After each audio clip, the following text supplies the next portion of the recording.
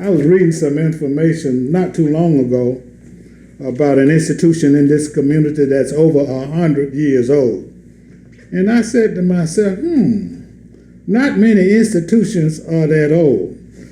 Then I also said to myself, they must be at least over 60, I won't say exactly, years old, because I was born there.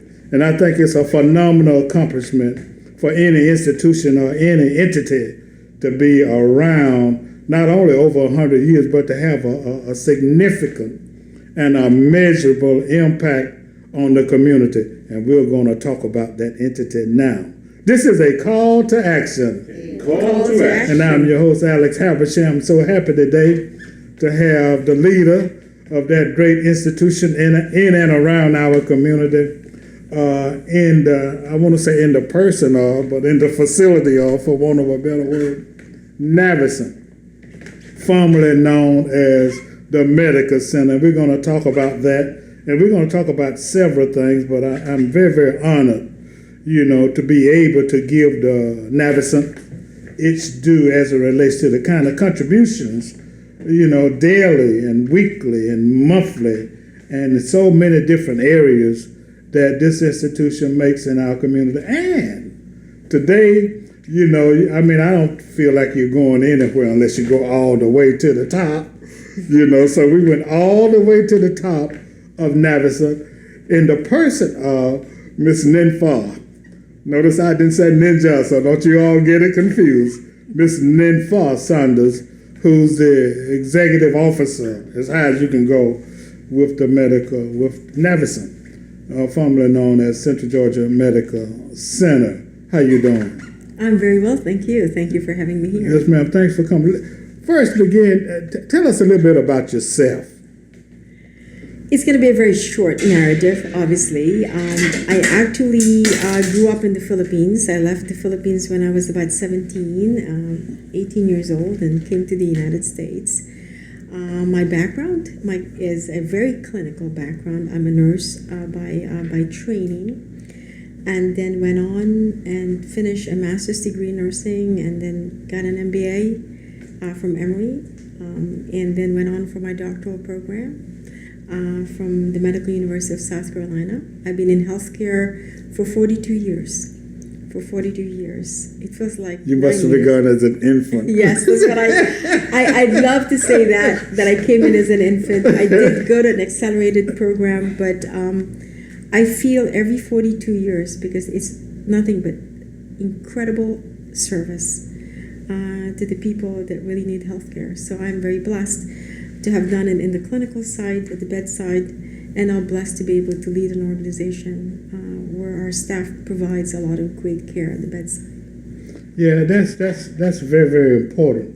And I know when people saw the new logo and the new name, and and as a matter of fact, when I was born in a few years back, it was known as Macon Hospital. Exactly. And that's been a while back. Of course, it was at the same location, and I'm sure there were a couple of name changes. But talk a little bit about Navicent.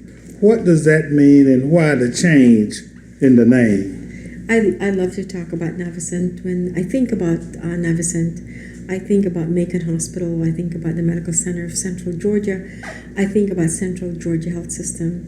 And the one defining component across the way is the quality of care that it provides.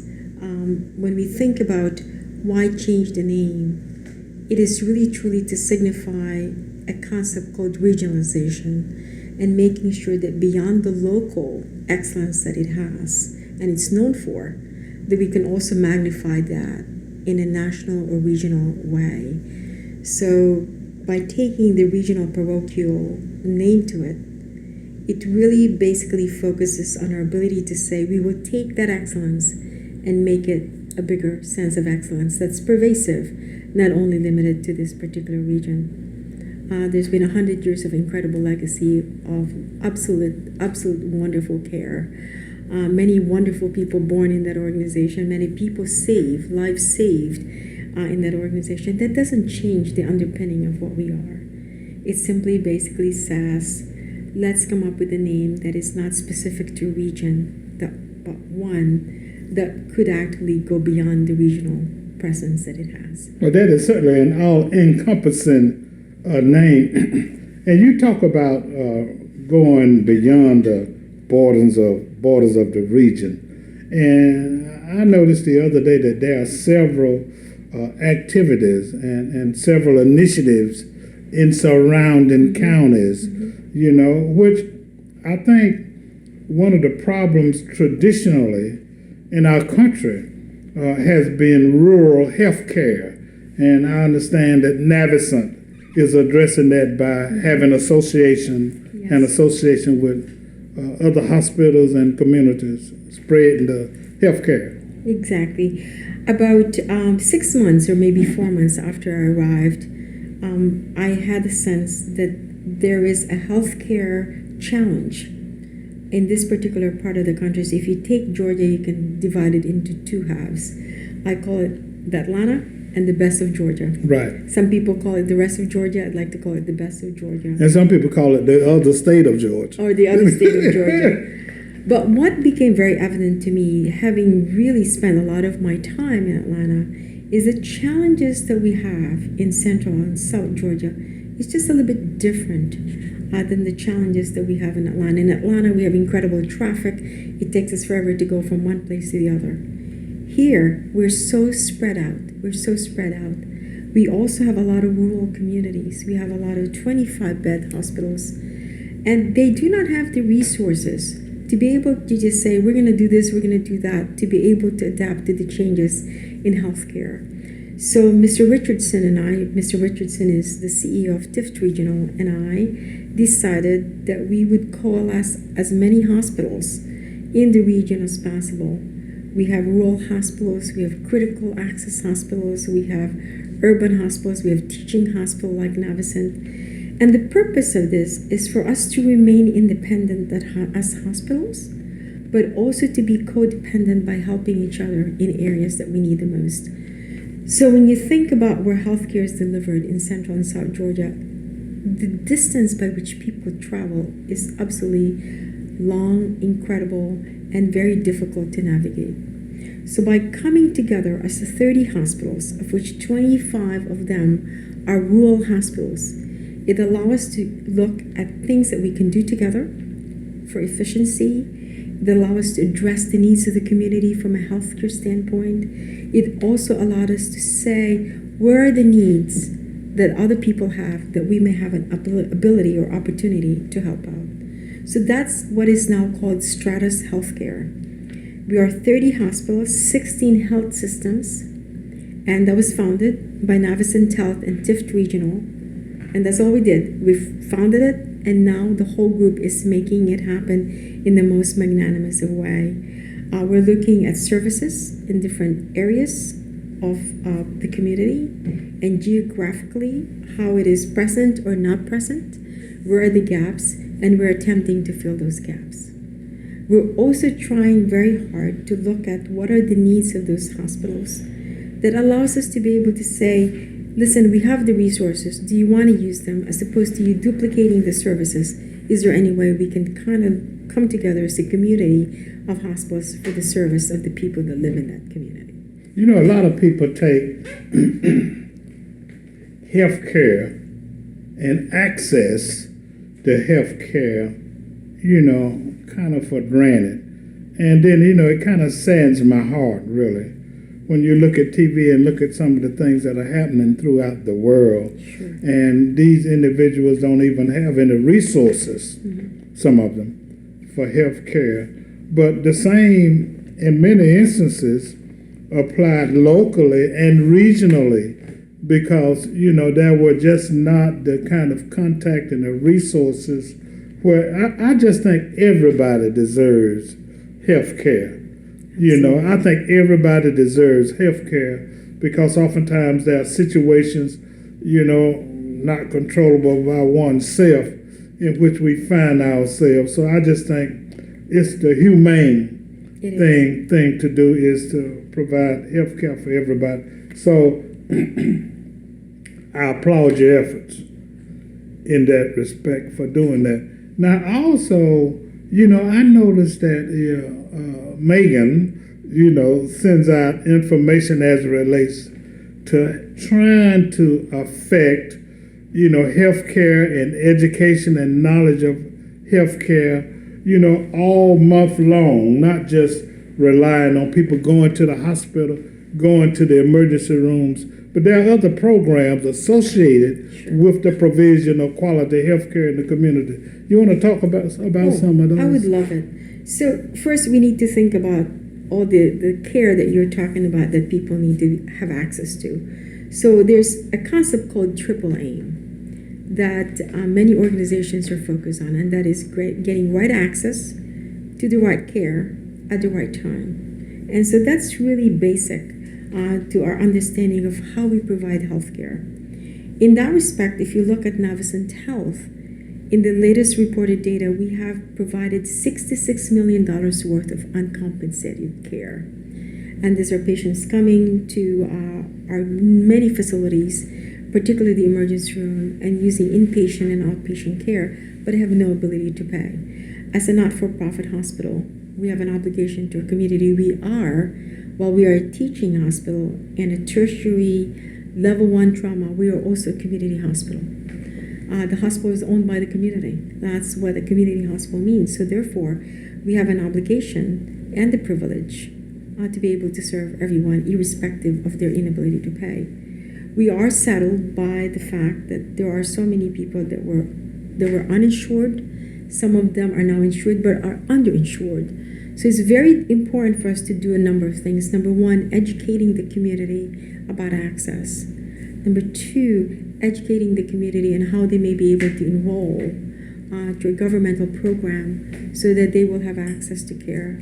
But equally important, we have to really look at those repeatable diagnoses that ends up coming to our emergency room because they have no other access to care. So in this community, when you look at the community health needs assessment that we've done, there are 3 major diagnoses that we are plagued by. Number 1 is diabetes. Number 2 is heart problem, and the third one is stroke.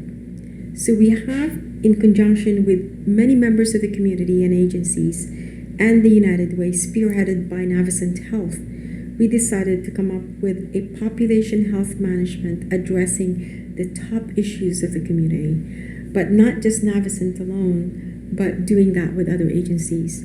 To make sure that it did not become a proprietary program of Navicent, we work very closely with United Way, who is the aggregator of many of the agencies, so that together, as a community of providers and agencies, we can address those top 3 problems and any other healthcare needs of the community. So again, it's going to be education, it's going to have to be access to the right care at the right time, and it's our ability to really look at what are the top issues in the community and coming up with ways by which we address them as a community, not just one organization.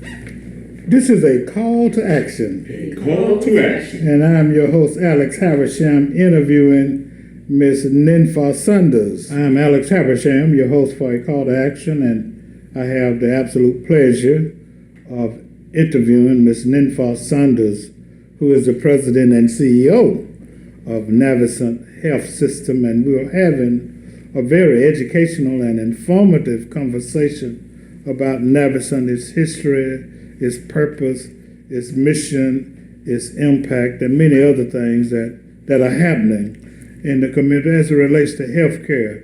I'm sure that all of us understand the importance of health care, and I'm sure that all of us understand that the amount and the quality of health care that one gets directly influences the number of years that one lives. So it's very important, and we're very fortunate in this community to have such a phenomenal institution that's always improving. I like that, because regardless of where you are, there's always room for improvement, and I really appreciate the initiative on regionalism in which Navicent is involved. And one proof in the pudding is that trauma. Oftentimes my office is downtown, and I hear the helicopter, and I used to wonder why, they were bringing people, I'm sure that so far that they need a helicopter. Well, prior to our coming back, there was a discussion about Navicent being a level 1 trauma center.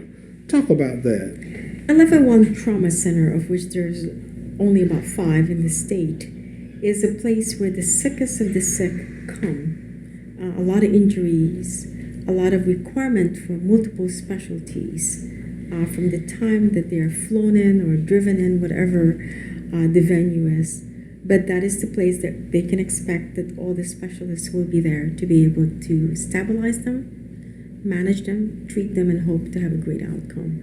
So when you think about us being the only one here in the I-75 corridor, that really speaks a lot, because we do get patients all over the place, and that could cover as many as 35 to 40 counties across the way, so that they can have access to immediate health care in a critical situation. Now, talk a little, if you would, about some of the programs. I noticed that you all have sessions and programs and meetings for people with diabetes, people who are pregnant, people who got Alzheimer's.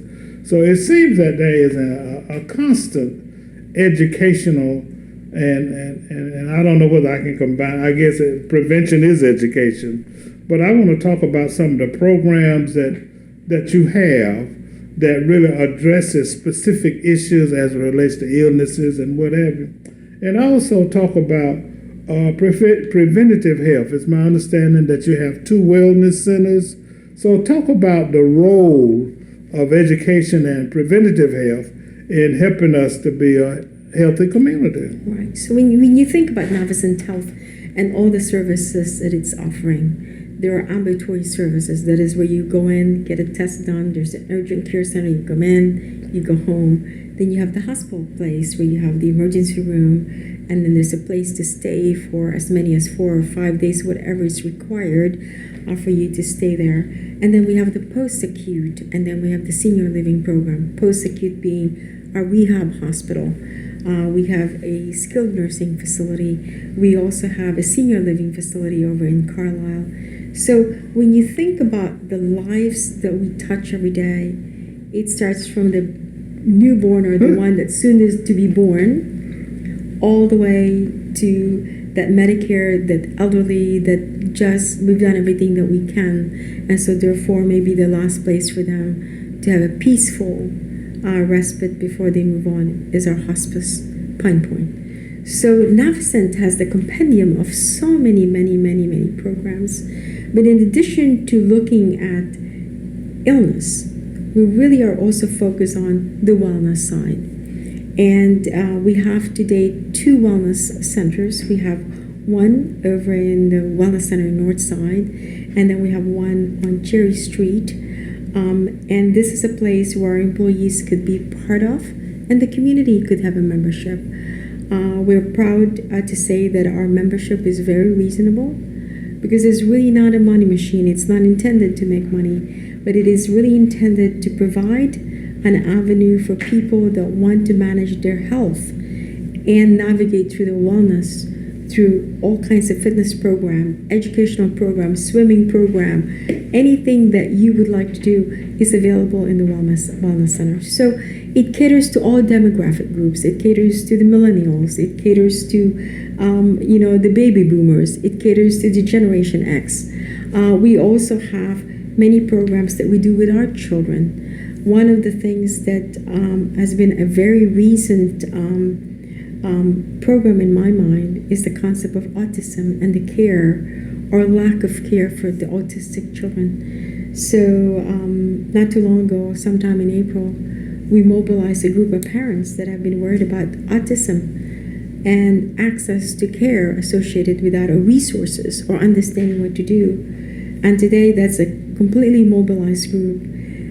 In the next couple of months, we're going to be developing that as a new program at Navicent Health.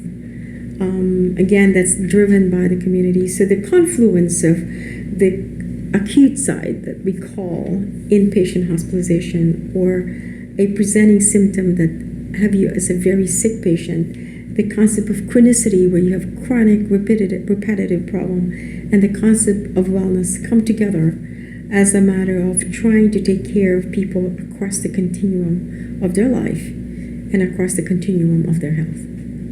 Well, we're going to take another break, and then we're going to talk about, the economic impact of Navicent, which is phenomenal. This is a call to action. Call to action. The other thing I think that I don't know whether we take it for granted or we just don't think about it is the phenomenal impact, the phenomenal economic impact that Navicent Health has on, not only, Central Georgia, Bibb County, but on the region. And I mean, there are just, how many people at this point?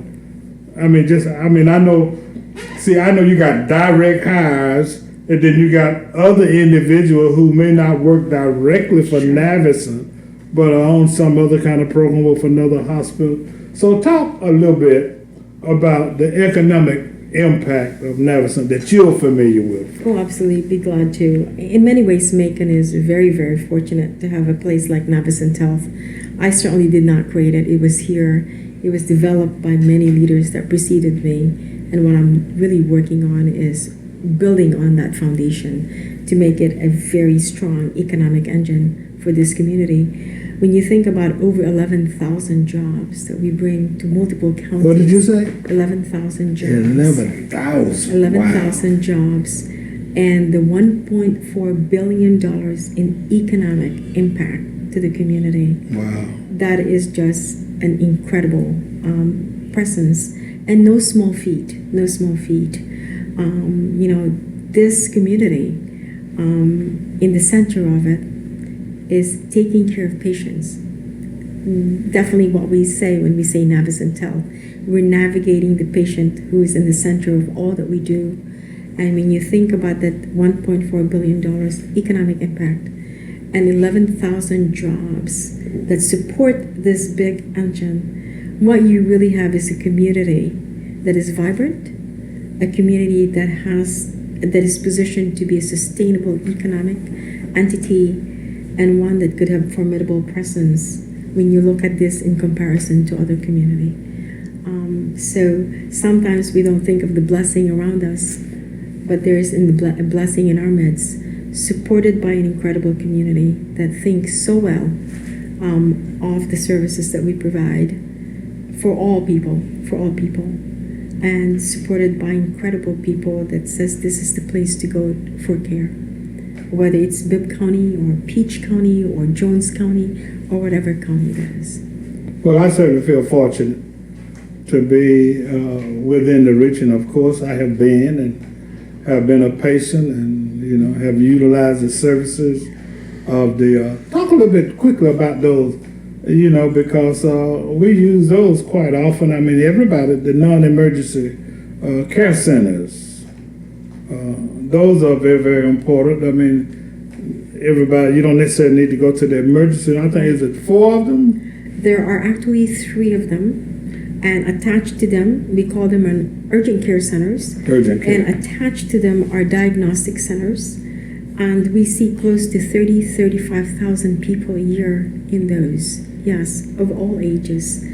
And what it allows for us to be able to do is provide access to care for those people that do not have an emergency or a life-threatening situation.